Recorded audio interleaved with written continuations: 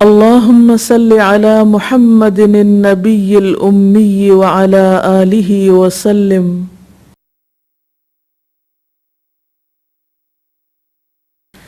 السلام علیکم ورحمۃ اللہ وبرکاتہ. نحمده ونصلي على رسوله الكريم. اما بعد فاعوذ باللہ من الشیطان الرجیم. بسم اللہ الرحمن الرحیم.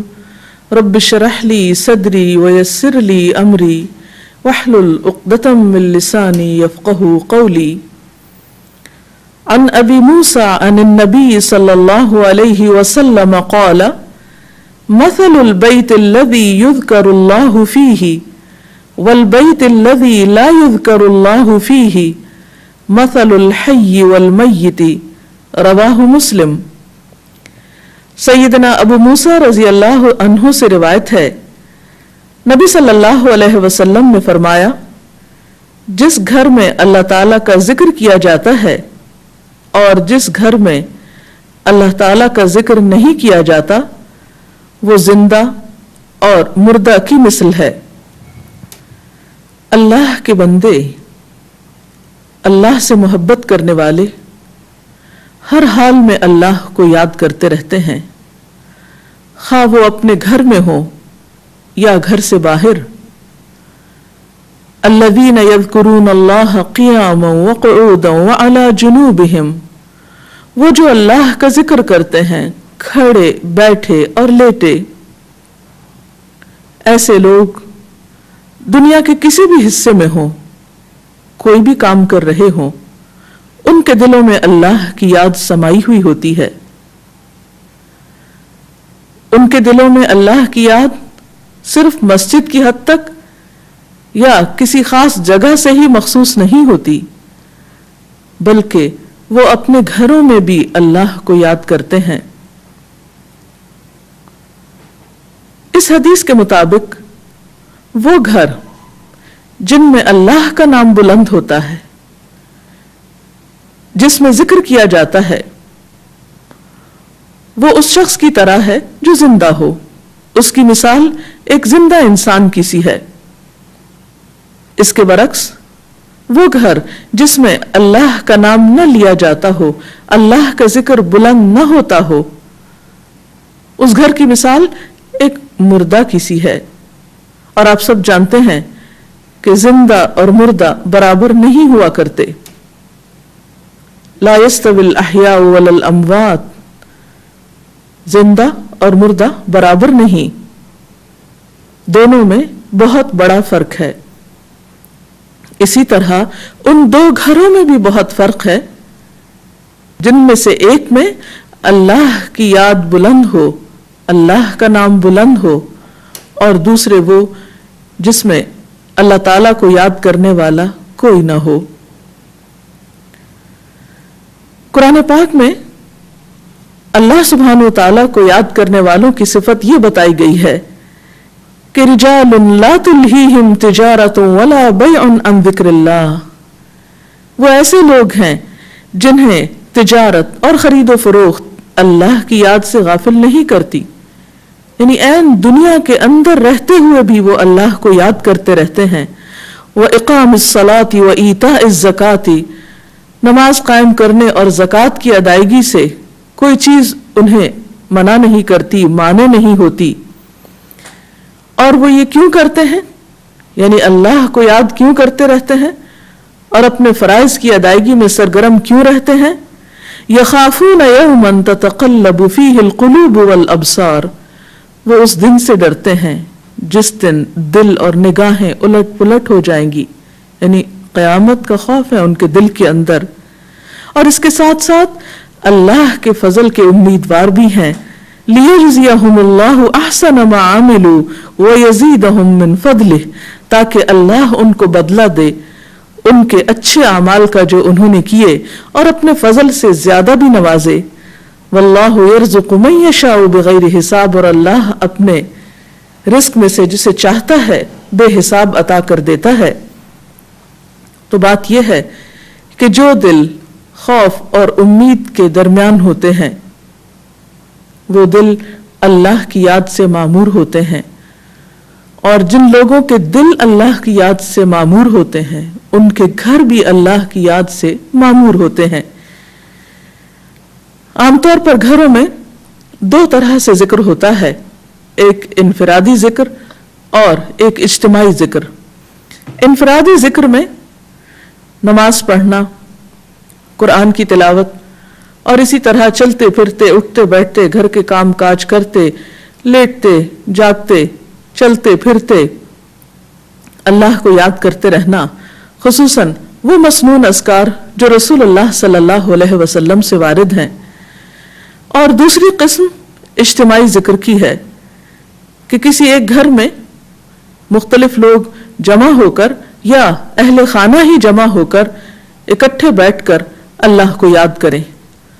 اور اس سے مراد کسی خاص قسم کا وظیفے کا ورد ہی نہیں بلکہ اللہ تعالیٰ کی یاد کے مختلف طریقے ہو سکتے ہیں۔ اللہ تعالیٰ کی معرفت حاصل کرنے، علم سیکھنے اور جاننے کے جو حلقات ہیں وہ بھی اللہ ہی کے ذکر اور اللہ ہی کی یاد کی طرف انسان کو راغب کرتے ہیں۔ قرآن پاک میں خاص طور پر ازواج مطہرات کو یہ حکم دیا گیا، وَاذْكُرْنَ مَا يُتْلَى فِي بُيُوتِكُنَّ مِنْ آيَاتِ اللَّهِ وَالْحِكْمَةِ، اور ذکر کرتی رہو، یاد کرتی رہو جو تمہارے گھروں میں پڑھی جاتی ہیں اللہ کی آیات اور حکمت کی باتیں، یعنی ازواج مطہرات رسول اللہ صلی اللہ علیہ وسلم کے گھر میں قرآن پاک اور حکمت کی باتوں کا ذکر کریں، یعنی انہیں آپس میں بھی سیکھیں سکھائیں اور دوسروں کو سکھانے کا بھی انتظام فرمائیں۔ تو گویا ذکر کی مجالس سے مراد تسبیحات وغیرہ کرنا بھی ہو سکتا ہے اور علم کی مجالس بھی ہیں، اور خصوصاً ایسے علم کی مجالس جن کے ذریعے انسان کے ایمان میں اضافہ ہو، اللہ تعالیٰ سے تعلق مضبوط ہو۔ قرآن پاک میں اللہ تعالیٰ نے اہل ایمان کو خصوصی طور پر تنبیہ فرمائی، تلقین فرمائی، یا ایھا الذین آمنوا لا تلہکم اموالکم واولادکم عن ذکر اللہ، اے لوگو جو ایمان لائے ہو، تمہارے مال اور تمہاری اولادیں تمہیں اللہ کے ذکر سے غافل نہ کریں، وَمَن يَفْعَلْ ذَلِكَ فَأُولَئِكَ هُمُ الْخَاسِرُونَ،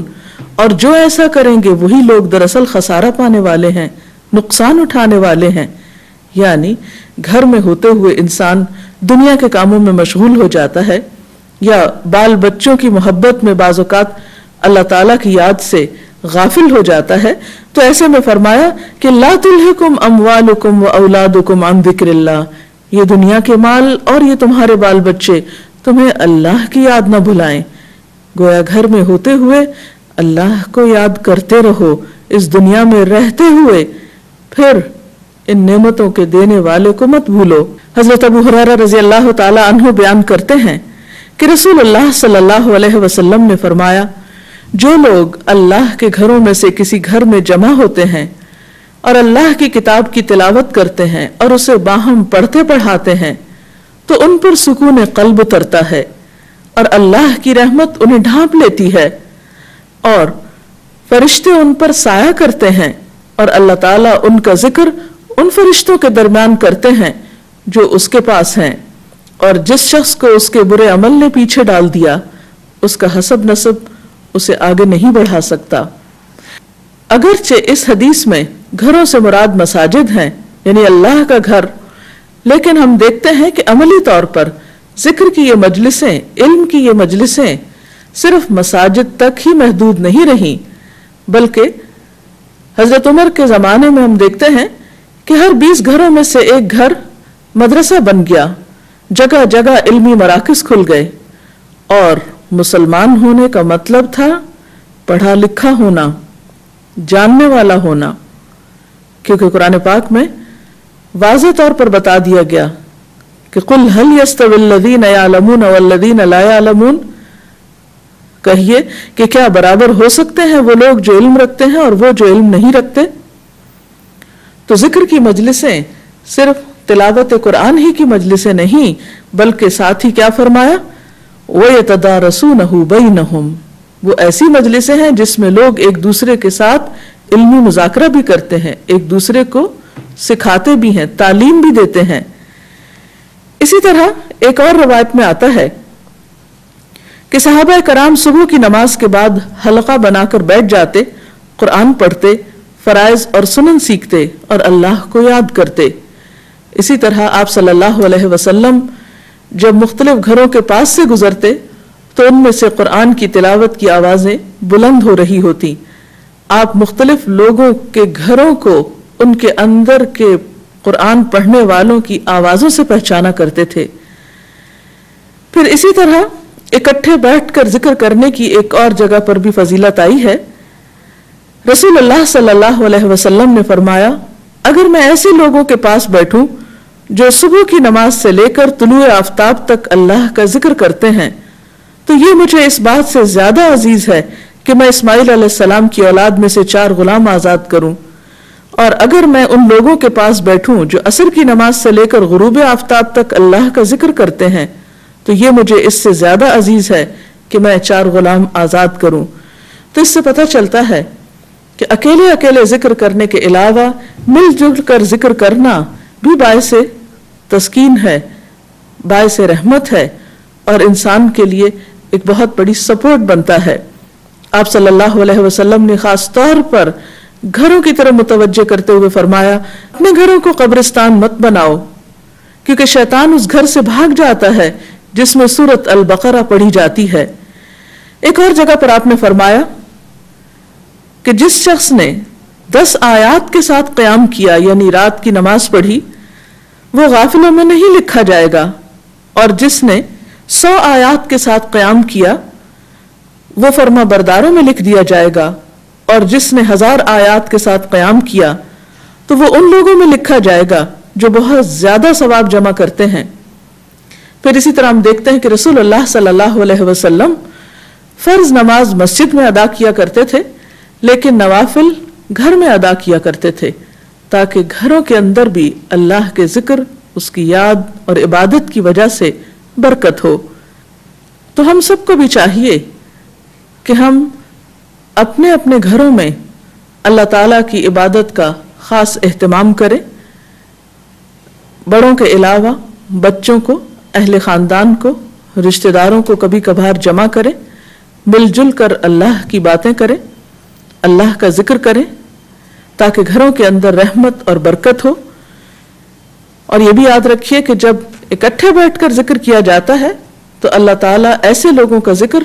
اپنے پاس کے فرشتوں کے پاس کرتے ہیں۔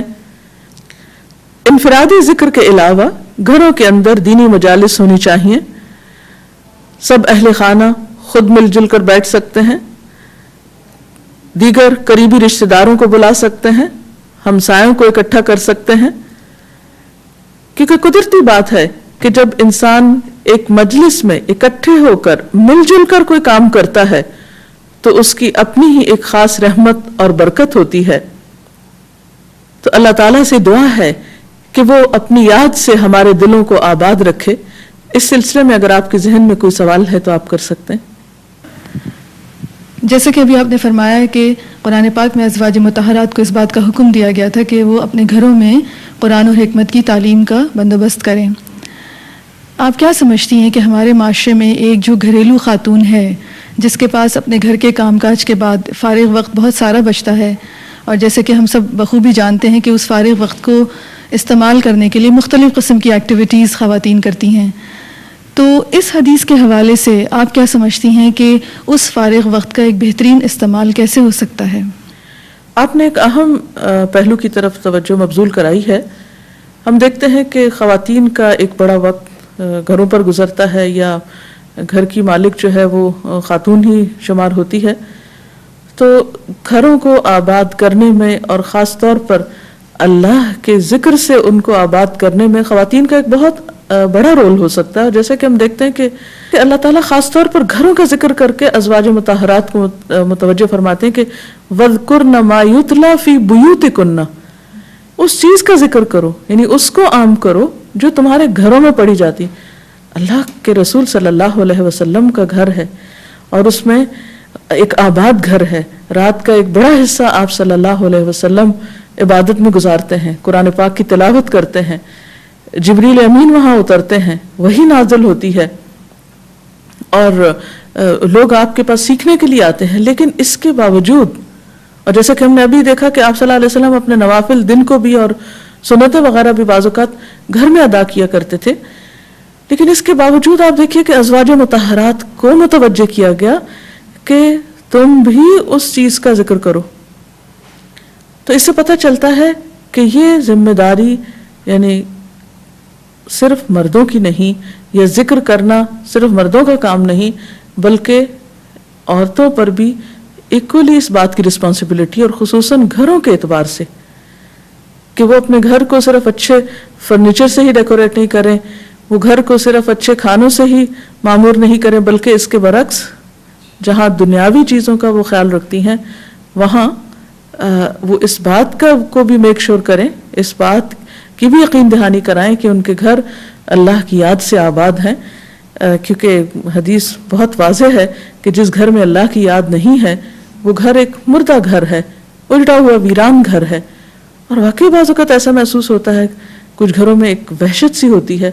ایک بے سکونی کی سی کیفیت ہوتی ہے، ایک اداسی کی سی کیفیت ہوتی ہے، اور اس کی ایک بڑی وجہ اللہ کی یاد کا نہ ہونا ہے، کیونکہ یہ ساری کائنات، اس کی ہر ایک چیز اللہ کا ذکر کرتی ہے. قرآن پاک میں آتا ہے وَإِن مِّن شَيْءٍ إِلَّا يُسَبِّحُ بِحَمْدِهِ وَلَكِن لَّا تَفْقَهُونَ تَسْبِيحَهُم، کوئی چیز ایسی نہیں کہ جو اللہ کی تسبیح نہ کرتی ہو مگر تم ان کی تسبیح کو نہیں سمجھتے. تو اگر کائنات کی ہر چیز اللہ کو یاد کر رہی ہے، اللہ کی تسبیح بیان کرتی، اور انسان اگر اللہ کو یاد نہیں کرتا تو اس انسان کے پھر دل کا عالم کیا ہوگا. حدیث میں آتا ہے کہ وہ دل جس میں قرآن کا کچھ حصہ نہ ہو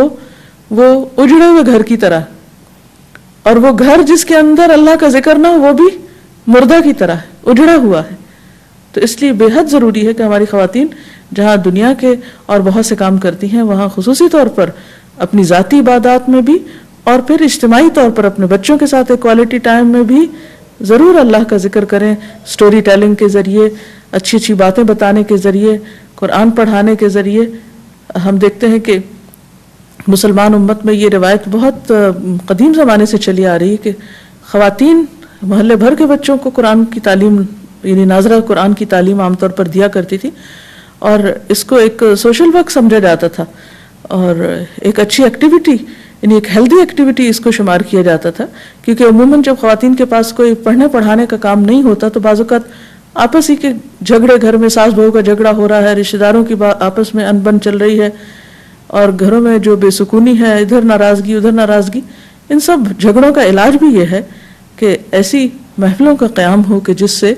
انسانی روح، انسانی ذہن کو جلا ملے اور یہ دنیا اور آخرت دونوں پرسکون ہو. آپ اگر کچھ کہنا چاہیں تو. جیسا کہ نبی اکرم صلی اللہ علیہ وسلم کی اس خوبصورت حدیث سے ہمیں پتہ چلتا ہے کہ گھروں میں بھی اللہ کا ذکر ہونا ضروری ہے، اور آپ نے اس کی ایکسپلینیشن میں فرمایا کہ اٹھتے بیٹھتے اور سوتے جاگتے، تو اس ذکر کے لیے وضو ضروری ہے یا بغیر وضو کے بھی ذکر ہو سکتا ہے؟ جی ہاں، جہاں ذکر کی بات ہوتی ہے، اللہ کی یاد کی بات ہوتی ہے، تو عموماً یہ سوال کیا جاتا ہے کہ کیا ذکر کے لیے باوضو ہونا ضروری ہے. تو بات یہ ہے کہ نماز کے لیے تو وضو شرط ہے، لیکن تسبیح پڑھنے کے لیے، درود شریف پڑھنے کے لیے، عام ذکر کرنے کے لیے، استغفار پڑھنے کے لیے وضو کا ہونا شرط نہیں ہے. جیسے کہ اس آیت میں بھی سورۃ آل عمران کے آخر میں جو آتی ہیں آیات، ان میں سے ایک آیت میں آتا ہے الذین یذکرون اللہ قیاما وقعودا وعلی جنوبہم، وہ اللہ کو یاد کرتے ہیں کھڑے بیٹھے اور لیٹے. اب اگر ایک شخص لیٹا ہوا ہے، مثلا رات کو سو رہا ہے اور سوتے سوتے اس کی آنکھ کھل جاتی، تو اس وقت کے لیے بھی نبی صلی اللہ علیہ وسلم نے ہمیں دعا سکھائی ہے. اگر خواب برا آئی یا کچھ بھی، تو ایسے مواقع پر انسان جب اللہ کا ذکر کرے گا تو یہ تو نہیں کہ پہلے آنکھ کھلی ہے اور پھر پہلے جائے اور وضو کر کے اور پھر لیٹ کر وہ ذکر شروع کرے. نہیں، وہ اس حال میں بھی ذکر کر سکتا ہے. نبی صلی اللہ علیہ وسلم کے بارے میں آتا ہے کانا یذکر اللہ فی کل احیانہ، کہ آپ اللہ کو ہر حال میں یاد کیا کرتے تھے. تو اللہ کی یاد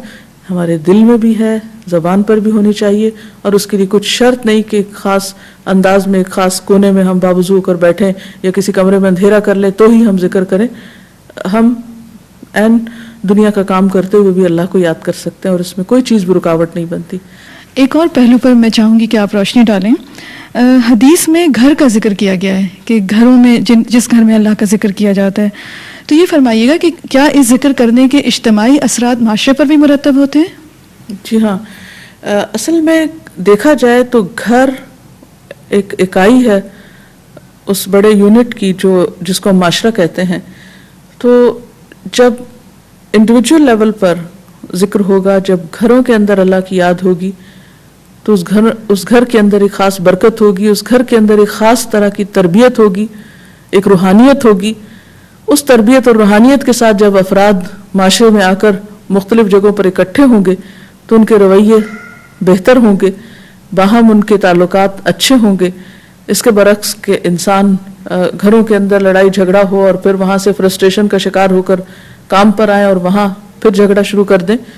تو قدرتی طور پر جو کچھ گھر کے اندر ہوتا ہے اس کا اثر معاشرے پر بھی پڑتا ہے. تو یہ چیز پورے معاشرے کی اصلاح کا ایک ذریعہ ہو سکتی ہے اگر انڈیویجول لیول پر ہر گھر ایک مدرسہ ہو. مدرسہ سے مراد یہ کہ ہر ماں کی گود ایک مدرسہ ہے، ہر ماں ایک معلمہ ہے، ایک مربیہ ہے. اور پھر یہ کہ ایسی مجلسیں گھر والوں کو باہم اکٹھا کرنے اور ان کے درمیان ایک اچھے موضوع پر کمیونیکیشن کا ذریعہ بھی ہو سکتی ہیں. تو یہ دراصل نبی صلی اللہ علیہ وسلم کی جتنی بھی احادیث ہیں جو آپ کی رہنمائی ہے ہمارے لیے، سب ہماری فلاح و بہبود کے لیے ہے، ہماری ہی خاطر ہے، کیونکہ آپ رحمت للعالمین تھے، سب کے لیے رحمت بن کر آئے. اور آپ کی رحمت یہی ہے کہ جو کچھ آپ نے ہمیں سکھایا اسی میں ہماری افرادی اور اجتماعی خیر اور بھلائی ہے. تو اللہ تعالی ہمیں اس سے مستفید ہونے کی توفیق عطا فرمائے. اس کے ساتھ ہی ہمارے آج کے پروگرام کا وقت اپنے اختتام کو پہنچتا ہے. اجازت چاہتے ہیں. السلام علیکم ورحمۃ اللہ وبرکاتہ.